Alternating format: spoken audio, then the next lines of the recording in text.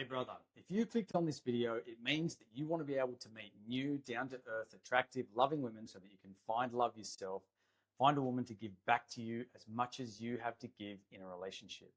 It means you've been out of the dating scene for a long time. You ended a long-term relationship or marriage, the dust has settled, and now you're just not getting the results with women and love that you actually want. This video is going to blow your mind if you have no understanding of how to flirt and talk to women sexually, or you struggle with your self-confidence and being confident around women, or if you want to win over that special girl so that she'll love and respect you like you've been dreaming of. Now, if you're in a relationship, or you don't want to work on yourself, or you hate women, please exit left. Now, one thing's clear, man. The dating scene has changed a lot in the last 10 to 20 years since you were last in it.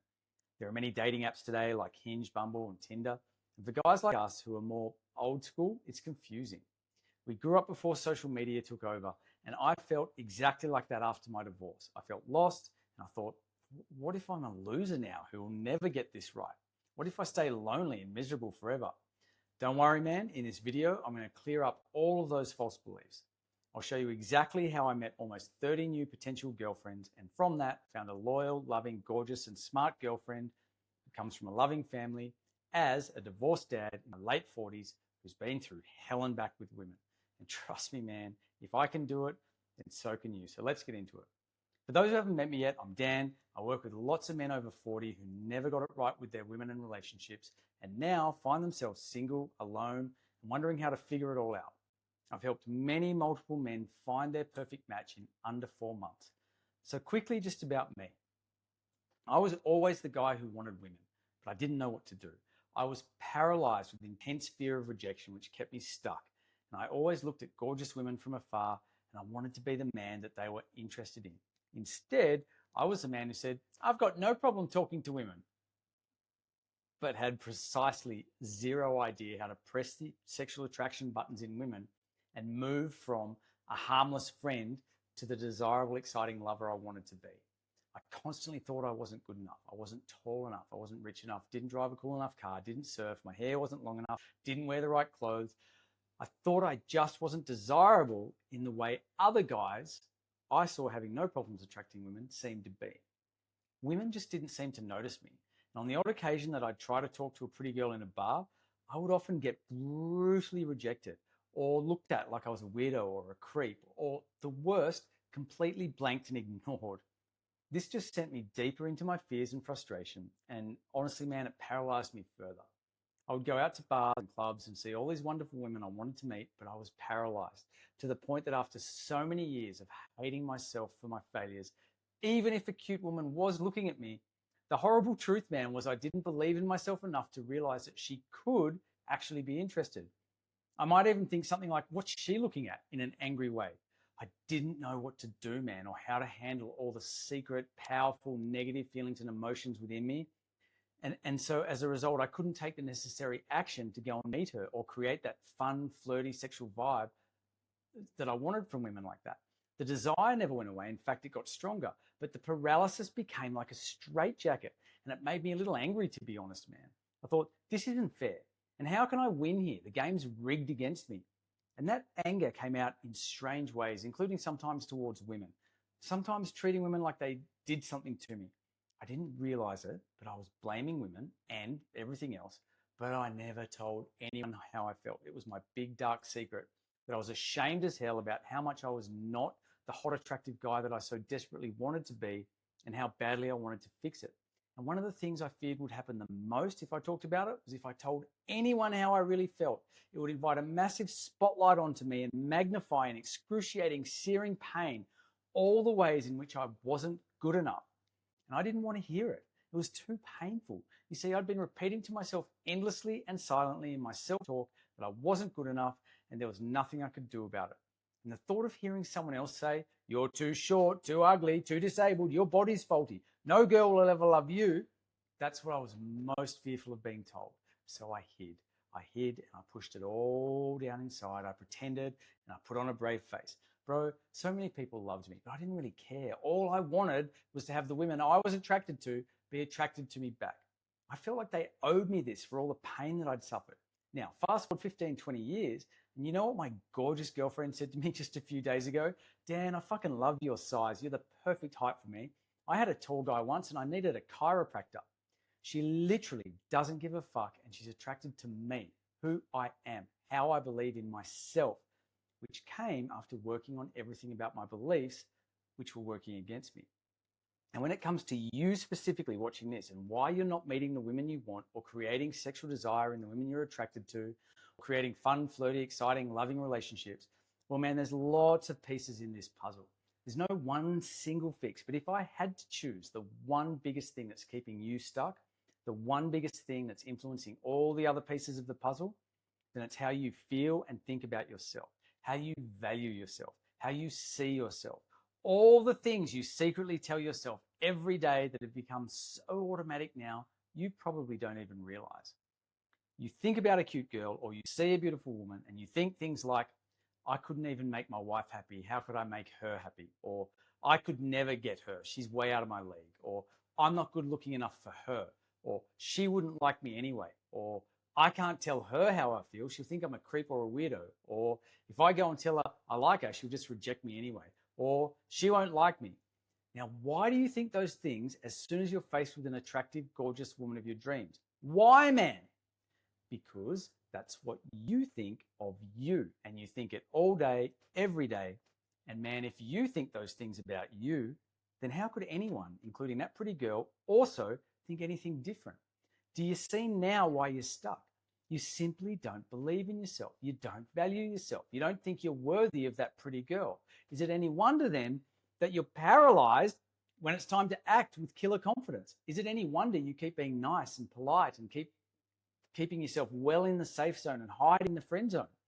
I talked to one 48-year-old man just a few days ago, married, 20 years, kids, been divorced for 18 months, great job, great money, all the external things. And he found a gorgeous woman in his running group. And now he follows her around like a little rabbit, afraid to put himself out there and really take a risk with her. And what did he hear? Just so you know, I'm not looking for a relationship, but you're a really nice guy and I'd love to hang out as friends. Now, let me translate that for you from womanese into man talk. What she actually said was, I can see right through you. You're weak, afraid, you're unconfident, you don't value yourself, you don't see your worth, you hate yourself, and you only see all your own failures, and you do not believe you are worthy of me. Well, man, I'm not interested in a man who isn't worthy of me. You're the same as most other men, and it's a massive turn-off. But I'd love to have you around to provide company, comfort, and support when I need it, and it suits me. You can be the guy that will listen to me dribble on about the man I really want during our weekly run club run while you're following me around like a rabbit. I'm sure there's some woman out there who'll take you on in a relationship. Now, man, I'm not talking out my ass here. Not only was I that guy for decades, I've now helped hundreds of men shed the old skin of self-loathing and begin to love, respect, and value themselves so that they can remove the straitjacket of self-devaluation, unlock their deep hidden inner self-confidence, their self-belief, and take massive action to go and find the most gorgeous women that he desires. What we're going to cover in the second half of this video is 4 simple but crucial steps that you can and should take today that will help you fix this so you can go from constant straitjacket paralysis, keeping yourself locked in the friend zone, sliding further and further away from your dreams, to become freely and effortlessly meeting loads of new attractive women, expressing your attraction and interest in them, and triggering the same sexual desire back so you can go on lots of fun, flirty, romantic dates and find the woman you always wanted for the relationship you actually always dreamed of. Okay, here we go. Step 1, identify and rewrite your story. We all have a story that we've created about ourselves, and that story is made up of many smaller chapters and paragraphs and lines. We've repeated that story to ourselves for so long and so repeatedly, we've forgotten that it's even there, running in the background like the operating system of a computer, silently controlling everything that happens in our lives. From now on, every time you see an attractive woman and your brain says something like, she's out of my league or she wouldn't like me or whatever BS line you run, pause and challenge it. Replace it with, no, I'm a high quality man and I choose the women I want. It's going to feel fake as hell to begin with, but that's because you've been rehearsing your negative story for years. It's become your identity and that has become your comfort zone, aka your straitjacket. The problem I see with this step is most guys will try this for a day, maybe an hour, maybe a week, and then give up when it feels really uncomfortable or forced. Rewriting your own identity, it's a long game, and without the right practices and feedback loops, you'll default back to the same old pattern and story, mostly without even realizing. All right, step 2, practice micro rejections. When you've created a groove for yourself, a pattern of thinking and behaving that's so deeply ingrained that you couldn't pull yourself out of it with a crane, you've got to break the pattern, because if you don't, your patterns will keep getting you the exact same music forever, like a record. Try setting a micro goal to say one bold, flirty comment to a woman every day, like telling the barista, "Careful with that smile, it's a bit dangerous." This isn't about an outcome. It's about the action. It's about the muscle and desensitizing yourself to programmed fear and rejection. Unfortunately, man, you probably won't even do this. The fear is too strong. Most of you will avoid it, delay it, and justify it, and stay stuck in the same groove, just playing the waiting game, the same old song, until the next woman comes along and does the hard work for you, takes you under a wing, and you settle with the wrong woman again, unless you have someone pushing you through the discomfort. Do you remember Stacy from previous videos? If you haven't seen them, go find them. They're around here somewhere. If you haven't seen them, he was so afraid to do this exercise. One day, he drove with all the motivation and the Dutch courage in the world down to the shops to go and do it. He called me a couple of hours later from the car and he said, "Dan, I didn't do it. I'm heading home." I yelled at him, "Stacy, turn the fucking car around now and go and stay there in town until you do it. I don't give a fuck if you sleep on a park bench. You are not going home until you do it. And if you don't, I'm terminating our coaching and you are on your own. There is no way in hell, Stacy, that I'm going to let you get away with this and then let you hate yourself 100 times forevermore." Well, he did it. And he went in with jelly legs and his knees knocking and his teeth chattering, and he managed to dribble something pathetic out to some random woman. Guess what? His life changed immediately. He finally realized it was all bullshit. All his thoughts and fears were false. He was finally free. All right, step 3. Cut back on over texting. Women have enough gay BFFs. They aren't actively looking for another one. What women desire is a man who gets it and understands that she wants an emotional excitement. She wants the butterflies, and your over texting is stealing that away from women. You're creating massive comfort, and she's thinking, "This guy's too easy. I can tell he believes that I'm higher value than him, and I'm a woman. I don't want a man who doesn't value himself more than he values me." So, man, if you're chatting with women online, try cutting your texting by 50%. Set a rule that you'll ask for the date after no more than 10 messages. And if you want some help with that, ask me about my free 5-step framework, which consistently gets dates in 10 messages or less. Just comment or DM me text machine. All right, moving on. Focus on short, playful, emotionally engaging texts. No life stories, no job interviews, no logical facts, and don't chase. If she's slow to respond, don't double text. If she's vague, pull back. Focus on other options. Here's the catch, man. Most of you won't notice when you start slipping back into old habits, oversharing, over pursuing, trying too hard to be liked. You need outside eyes to keep you sharp. Now, the 4th and final step, embody the take it or leave it energy. When you go into dates burdened with your straitjacket of, "I'm not good enough, but I really like this girl, so I have to show her that I'm worth her becoming sexually attracted to me," bit confusing, you'll smother her. You'll come across weird, creepy, and you'll try too hard, and you'll avoid doing all the risky things you actually have to do to make her like you, such as challenging her, qualifying her, touching her, kissing her, leading her, polarizing her, setting boundaries and expectations, and just being the confident boss. So if you do manage to organize a date, I want you to enter with the mindset of, "I don't need her to like me. I'm just seeing if she fits into my life."